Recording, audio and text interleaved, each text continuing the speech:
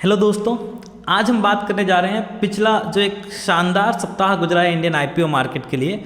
और IPO market से जुड़ा हुआ एक टर्म जिसे हम अस्बा या एएसबीए के नाम से जानते हैं। सबसे पहले तो ये बता दूं कि पिछला जो सप्ताह गुजरा है 5 शानदार आईपीओस जिसका शानदार रिस्पॉन्स इंडियन कैपिटल मार्केट ने दिया। कंपनियां जिसमें टाटा टेक्नोलॉजीज़ का नाम सबसे ऊपर रखना ही ठीक रहेगा। Tata Technologies, IRDEA, Gandhar Oil, Flair Writing और एक और कंपनी जिसका नाम है फेड बैंक। इन कंपनियों के आईपीओस पिछले सप्ताह मार्केट में आए और जिनके लिस्टिंग या जिनका अलॉटमेंट अगले एक सप्ताह के अंदर होने जा रहा है। इन कंपनियों ने कुल मिलाकर मार्केट से मांगे थे 7,380 करोड़ रुपए। बिल्कुल 7,380 करोड़ रुपए। ये बड़ा अमाउंट नहीं है। बड़ा अमाउंट वह है जो मार्केट ने इन कंपनियों को सौंप दिया, वह है 2,60,000 करोड़ रुपए। यानी कि इन कंपनियों ने जितना मांगा उससे 35 गुना अधिक रकम इन कंपनियों को पब्लिक ने दिया है।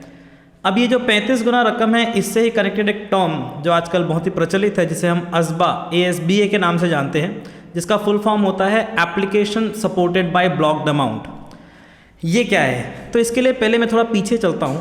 आज से 15-20 साल पहले तक जब हम आईपीओ के लिए अप्लाई करते थे, तब आईपीओ के एप्लीकेशन के साथ हमें चेक भेजने होते थे, पैसे भेजने होते थे और हमारा पैसा कहीं ना कहीं ब्लॉक हो जाता था। तब T+16 डेज़ का अलॉटमेंट साइकिल अलाउ हुआ करता था कंपनियों को।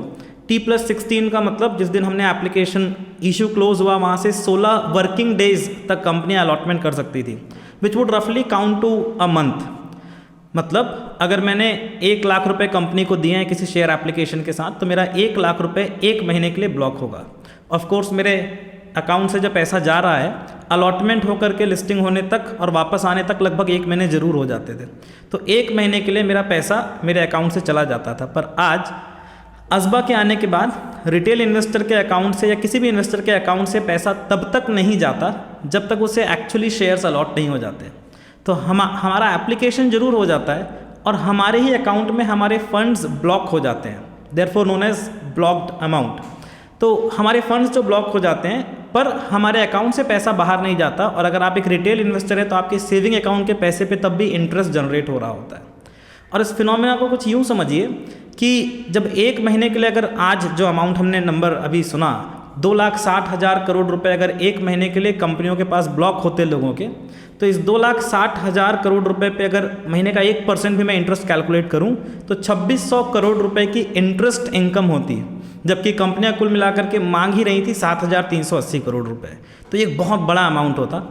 अब 15 साल 20 साल में बढ़ते बढ़ते हम यहाँ तक आ चुके हैं कि T+16 डेज़ का साइकिल T+12 T+6 होते होते T+3 में आ गया है। यानी 3 वर्किंग डेज़ के अंदर कंपनियों का अलॉटमेंट करना होता है इशू क्लोज होने के अंदर, और उसमें भी अब वो पैसा कंपनियों के पास नहीं होता। So this is the IPO market and ASBA for you.